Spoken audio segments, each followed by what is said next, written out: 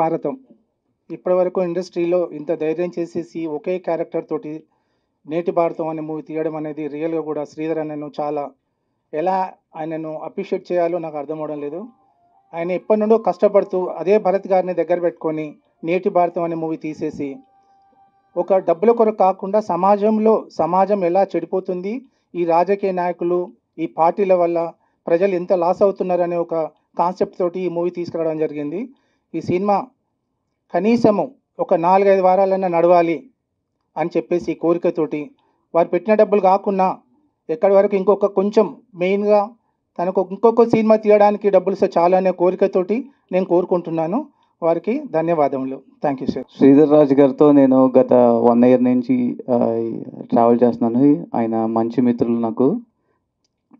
ఈ సినిమా గురించి మొదట విన్నప్పుడు రీసెంట్గా నేను సినిమా చూడడం కూడా జరిగింది. మీరు ఆ క్యారెక్టర్ టైటిల్ నేమ్ చూసుకున్నట్లయితే జర్నలిస్ట్ అంటే మీరు అందరూ ప్రతి ఒక్క సామాన్యులు ప్రతి ఒక్క జర్నలిస్టు కనెక్ట్ అయ్యే క్యారెక్టర్ ఇది. సమాజంలో జరుగుతున్న అసమానతల గురించి ముందుండి నడిపించి, ఎస్పెషల్లీ ఇప్పుడున్న పొలిటికల్ సెనేరియోలో మీడియా అంతా పోలరైజ్ అయ్యి వాళ్ళకి నచ్చిన న్యూస్ని వాళ్ళకి అనుకూలంగా వాళ్ళ యొక్క రాజకీయ వాళ్ళ యొక్క రాజకీయ ఆలోచనలకు తగ్గట్టుగా న్యూస్ని డ్రైవ్ చేయడం జరుగుతుంది. అలాంటి సమయంలో ఒక సోషల్ మీడియా ప్లాట్ఫామ్లో ఒక ఇండివిజువల్ జర్నలిస్టులు ముందుకు వచ్చి ప్రజల పక్షాన వాళ్ళ యొక్క గొంతుని వినిపించగలిగే ప్లాట్ఫామ్ సోషల్ మీడియా. ఎస్పెషల్లీ మీ యూట్యూబ్ ఛానల్ కానీ లేకపోతే అదర్ సోషల్ మీడియా ప్లాట్ఫామ్స్లో ఏ విధంగా ఒక జర్నలిస్ట్ తన యొక్క గొంతుని వినిపించగలడు అనే చెప్పే సినిమాయే ఈ నేటి భారతం. మీరందరూ ఇది మీ సినిమాగా జనాల మధ్యలోకి తీసుకువెళ్ళి ఇలాంటి ఇండివిజువల్ జర్నలిస్ట్ని ఎంకరేజ్ చేయాలనే ఆలోచనతో దీన్ని మీరు మీ ఓన్ చేసుకుని ప్రమోట్ చేయాలని కోరుకుంటున్నాను. Thank you. Cinema Neti Bharatam cinema trailer and lyrical song release అయ్యింది. సో మీ అందరికీ నచ్చింది అనుకుంటున్నాను. ఈ సినిమా నేను చూశానండి, చాలా బాగా వచ్చింది. దాంతోపాటుగా భరత్ సార్ తను ఈ సినిమాని చాలా బాగా చేశారు. సింగిల్ యాక్టర్గా మన శ్రీధర్ సార్ కూడా చాలా బాగా చేశారు సినిమాని. అదేవిధంగా ఈ సినిమాకి బ్యాక్గ్రౌండ్ స్కోర్ ఇచ్చిన ఎంఎల్ రాజా గారు కూడా చాలా చక్కగా చేశారు. అండ్ ఈ సినిమాని మేము కర్నూలులో ప్రివ్యూ చేసామండి. అక్కడ బీటీ నాయుడు సార్ చూశారు. వాళ్ళు చూసి సినిమా చాలా బాగా వచ్చిందండి అని మమ్మల్ని అప్సెట్ చేశారు. అండ్ అందరికి థ్యాంక్ యూ అండి. ఈ సినిమా ట్రైలర్ లాంచ్ కోసం ఇక్కడికి వచ్చేసినటువంటి అందరికీ నా కృతజ్ఞతలు. ఈ సినిమా నేటి భారతం ఇప్పుడు కరోనా తర్వాత మన దేశంలో వచ్చినటువంటి చేంజెస్ ఏవైతే ఉన్నాయో, మన సామాజిక స్థితిగతులు కానీ ఆర్థిక స్థితిగతులలో కానీ అక్కడ మన ప్రజలలో వచ్చినటువంటి ఆందోళనలు స్థితిగతులు ఇవన్నీ దాని తర్వాత వచ్చే రాబోయే ఎలక్షన్ల మీద ఏ విధంగా దాని ఇంపాక్ట్ ఉంటుంది అనేటువంటిది. అన్నిటికంటే ముఖ్యంగా ఈ సినిమాలో మేము ఫోకస్ చేసినటువంటి విషయం ఏంటంటే పాలసీ మేకింగ్. ఒక ప్రభుత్వం అనేటువంటిది, నాయకులు అనేవారు పాలసీలను తయారు చేసినప్పుడు వాటి నిర్ధారించడం కానీ, వాటిని అసెంబ్లీలో కానీ, పెద్దల సభలో కానీ, అది పార్లమెంటులో కానీ వాటిని ఏ విధంగా ప్రజల ముందుకు తీసుకురావడానికి కాన్సెప్చువలైజ్ చేస్తారు, ఎట్లా నిర్వచిస్తారు, ఆ నిర్వచించినటువంటి ఈ పాలసీలను ప్రజలకు అందే విధంగా ఏ విధంగా అమలు చేస్తారు అనేటువంటిది, దాని వెనుక ఉండేటువంటి రాజకీయం ఏ విధంగా ఉంటుంది, ఆ నాయకుల స్వార్థాలు ఏ విధంగా ఉంటాయి, ప్రజల కష్టాలు ఏ విధంగా ఉంటాయి అనేటువంటి నేపథ్యం లోపల ఈ కొన్ని ఇష్యూస్ను, సోషల్ ఇష్యూస్ను తీసుకొని, ముఖ్యంగా అమరావతి రాజధాని ఇష్యూ కానీ, ఈ కార్పొరేట్ సంస్థలకు పబ్లిక్ సెక్టార్ యూనిట్స్ను ప్రభుత్వ రంగ సంస్థలను ఏ విధంగా ప్రైవేటైజ్ చేస్తున్నారనేటువంటి దాంట్లో ముఖ్యంగా మన తెలుగు ప్రజలకు సంబంధించినటువంటి విశాఖ ఉక్కును కర్మాగారాన్ని ప్రైవేటీకరణ చేసేటువంటి క్రమం లోపల అక్కడ జరుగుతున్నటువంటి స్ట్రగుల్ను కానీ, అదేవిధంగా ఈ పాలసీ మేకర్సు ఈ కరోనా సమయం లోపల తీసుకున్నటువంటి నిర్ణయాలు ప్రజల మీద ఏ విధంగా ఇంపాక్ట్ను కలిగి ఉన్నాయనేటువంటి ఒక సెన్సిటివ్ ఇష్యూను కూడా ఈ సినిమాలో మేము డిపిక్ట్ చేయడం జరిగింది. అయితే ఈ విషయాలను చెప్పడానికి గాను ప్రస్తుత పత్రికా రంగం, జర్నలిస్టుల యొక్క జీవితాలను మనం చూసినట్టయితే మా డైలాగ్ రైటర్ పెద్దాడమూర్తి గారు వారు గురువైనటువంటి గురుతులైనటువంటి పతంజలి గారి అని ఆదర్శంగా తీసుకొని ఈ సినిమాలో అతని పేరును మేము వాడుకోవడం జరిగింది. ఈ ప్రధాన పాత్ర అనేటువంటిది యాక్చువల్గా నిజంగా చెప్పాలంటే ఇక్కడ ఒక యాక్టర్గా, ఒక హీరోగా నేనేదో చేశానని కంటే ఈ పాత్రలో ఉన్నటువంటి నిగూఢమైనటువంటి శక్తి, బలం ఏదైతే ఉన్నదో, ఆ జర్నలిస్ట్ పాత్రకు ఉన్నటువంటి ఆ బలం ఏదైతే ఉన్నదో, ఆ పతంజలి గారి పేరులో ఉన్నటువంటి బలమే ఈ సినిమాను ముందుకు నడిపిస్తున్నటువంటి కాన్ఫిడెన్స్ను ఆ రోజు పెద్దాడమూర్తి గారు వ్యక్తీకరించారు. ఈ సినిమా చూసిన తర్వాత మాకు కూడా అదే విధంగా అనిపించింది. ఇక ఈ సినిమాలో ముఖ్యంగా behind the screen, behind the camera hero ఎవరంటే మా భరత్ పారేపల్లి గారు. భరత్ పారేపల్లి గారితో మాది జర్నీ ఒక 7 ఇయర్స్ నుండి ఉంది. దీంట్లో ముందు మేము ఈ సాంఘికాంశాలను తీసుకొని విద్య, ఆరోగ్యం మీద మేరా భారత్ మహాన్ MBM అనేటువంటి సినిమాను చేయడం జరిగింది. యాక్చువల్గా ఆ సినిమాకు నేను స్టోరీ ఇవ్వడం జరిగింది. మరి కాన్సెప్టు ప్లస్ ఆ సినిమాకు ప్రొడ్యూసర్గా నేను ఇండస్ట్రీకి ఇంట్రడ్యూస్ అయ్యాను. అయితే అక్కడ మేరా భారత్ మహాన్లో నేను ఏదైతే రోల్ చేశానో అది జగపతి బాబు గారు చేయాల్సి ఉండే.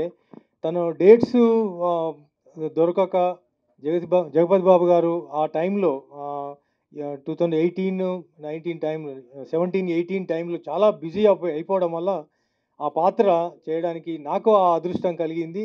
నన్ను ప్రోత్సహించినటువంటి అప్పుడు మా కో ప్రొడ్యూసర్స్ కానీ తాళ్ళ రవి గారు, మరి డాక్టర్ సురేందర్ రెడ్డి గారు, అదేవిధంగా మా డైరెక్టర్ భరత్ గారు, వాళ్ళకి నేను చాలా కృతజ్ఞతుని. నా అవకాశం నాకు కల్పించినటువంటి జగపతి బాబు గారిని వారి ఎంకరేజ్మెంట్ని నేను ఎన్నడూ మర్చిపోలేను. అదేవిధంగా ఈ సినిమాలో కూడా మేము తెలుగు ఇండస్ట్రీలో straight single actor cinema Neti భారతం.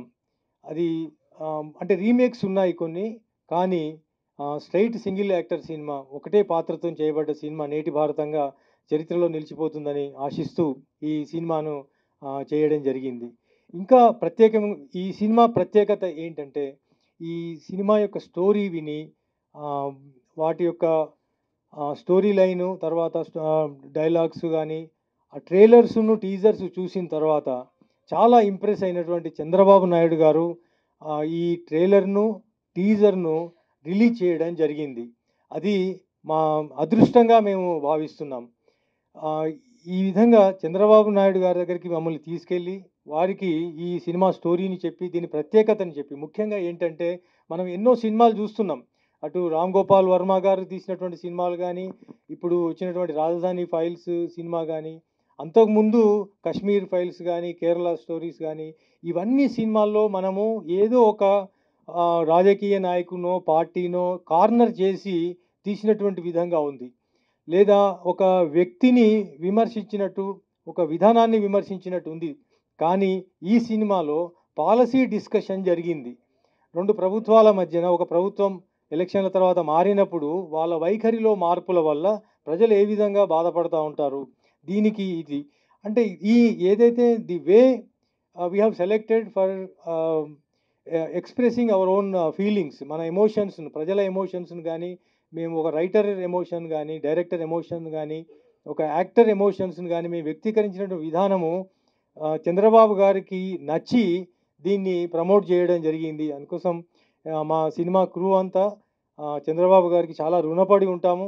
అదేవిధంగా ఇప్పుడు మేము తీసుకున్నటువంటి విషయాల్లో అమరావతి రాజధాని విషయం కావచ్చు, వైజాగ్ స్టీల్ విషయంలో కావచ్చు, మిగతా విషయాలలో సెన్సిటివ్ డిసిషన్స్ కేంద్ర ప్రభుత్వం తీసుకున్నటువంటి సంక్లిష్ట పరిస్థితుల్లో తీసుకున్నటువంటి నిర్ణయాల గురించి కానీ చాలా క్రిటికల్గా, చాలా ఆలోచించి చంద్రబాబు నాయుడు గారు మేము ప్రజెంట్ చేసినటువంటి విధానాన్ని మెచ్చుకొని తాను ఇది రిలీజ్ చేయడం అనేటువంటిది మేము అదృష్టంగా భావిస్తున్నాం. ఎందుకంటే ఇది రిలీజ్ చేసిన తర్వాత ఇండస్ట్రీలో అందరూ నాకు కంగ్రాట్స్ చెప్పారు. ఎందుకంటే చంద్రబాబు గారు ఇంతవరకు తన 45 ఏండ్ల సుదీర్ఘ రాజకీయ జీవితంలో ఎన్నడూ ఒక సినిమా పోస్టర్‌ను గానీ, ట్రైలర్‌ను గానీ ఏది రిలీజ్ చెయ్యలేదు. ఇదే మాది ఫస్ట్ సినిమా అవ్వడం మేము చాలా అదృష్టవంతులుగా మేము భావిస్తున్నాం.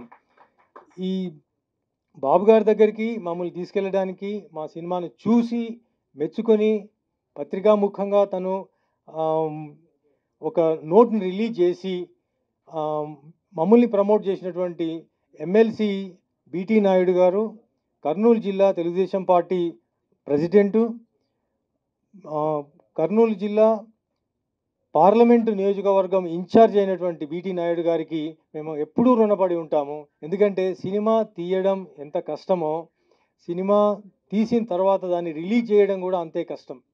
సో రిలీజ్ చేసేటప్పుడు మాలాంటి చిన్న ప్రొడ్యూసర్స్కు, కొత్త ప్రొడ్యూసర్స్కు ఎవరో ఒకరు ఊతం ఇస్తే కానీ మేము ఈ సినిమాను రిలీజ్ చేసుకోలేని పరిస్థితి ఉంటుంది. ఆ విషయాన్ని గ్రహించినటువంటి బీటీ నాయుడు గారు మమ్మల్ని బాబు గారి దగ్గరికి తీసుకెళ్ళడం, బాబు గారు అప్రిషియేషన్ మాకు ఇప్పించడం, అన్నిటికంటే ముఖ్యం ఏంటంటే బాబు గారు మన భుజం మీద చేసి మీరు ముందుకెళ్ళండి, జస్ట్ ప్రొసీడ్, మేము ఉన్నాము, మీకు అన్ని విధాలా మేము సహాయం చేస్తామని మాకు చెప్పినప్పుడు మాకు కలిగినటువంటి ఆనందాన్ని మేము మా మాటల్లో వ్యక్తీకరించలేము. బీటీ నాయుడు గారు కర్నూలు జిల్లాలో కర్నూలు స్టేషన్లో మొన్న రీసెంట్గా సినిమాను కూడా పూర్తిగా చూసి చాలా అప్రిషియేట్ చేయడం జరిగింది. మా డైరెక్టర్ గారిని, మా రైటర్ను, యాక్టింగ్ చేసినటువంటి నన్ను కూడా తను అప్రిషియేట్ చేయడం మాకు చాలా ఆనందంగా ఉంది.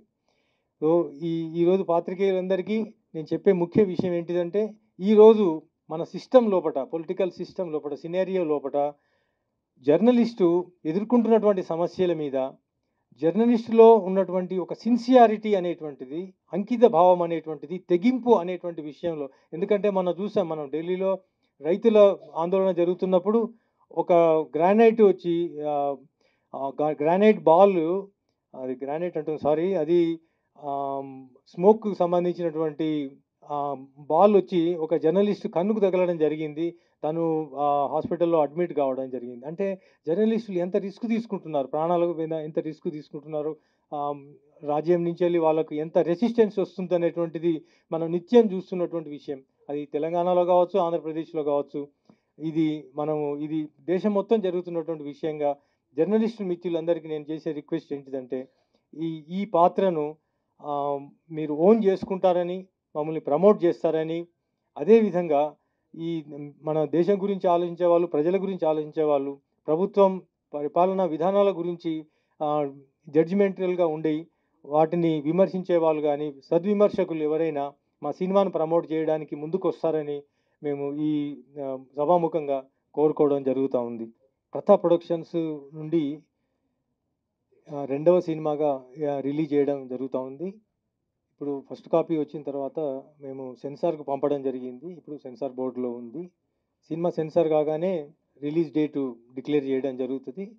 ఇంకోటి, ఇప్పుడు ఈ ట్రైలర్స్, 2 రకాల ట్రైలర్సు, అట్లాగే ఒక సాంగ్ లిరికల్ ఏదైతే ఉందో వీటికి ఎటువంటి కాపీరైట్ ఏమీ లేదండి. ఇది యూట్యూబ్లో ఎవరైనా దాన్ని వాడుకోవచ్చు. ఈరోజు ఇక్కడికి వచ్చినటువంటి పాత్రికేయులందరికీ, ప్రెస్ వాళ్ళందరికీ నా స్పెషల్ థ్యాంక్స్ చెప్తున్నాను. ఇంకోటి, ఛాంబర్ వారికి ఈ ఫెసిలిటీని మాకు వాడుకోవడానికి ఇచ్చినటువంటి దానికి మేము చాలా కృతజ్ఞతలము. పిఆర్ఓ బాక్స్ ఆఫీస్ రమేష్ గారు చాలా శ్రమించి ఈ కార్యక్రమాన్ని ఇక్కడ ఆర్గనైజ్ చేయడం జరిగింది. Thanks. Hit TV presents like, share, comment. TV వాళ్ళకు కూడా నేను ఒక సర్ప్రైజ్ ఇద్దాం అనుకుంటున్నాను. మీరు మాత్రమే జెస్సీ ఎందుకు అయ్యారు? ఇలాంటి అమ్మాయిలకి పిలవడానికి బాగుంటుంది.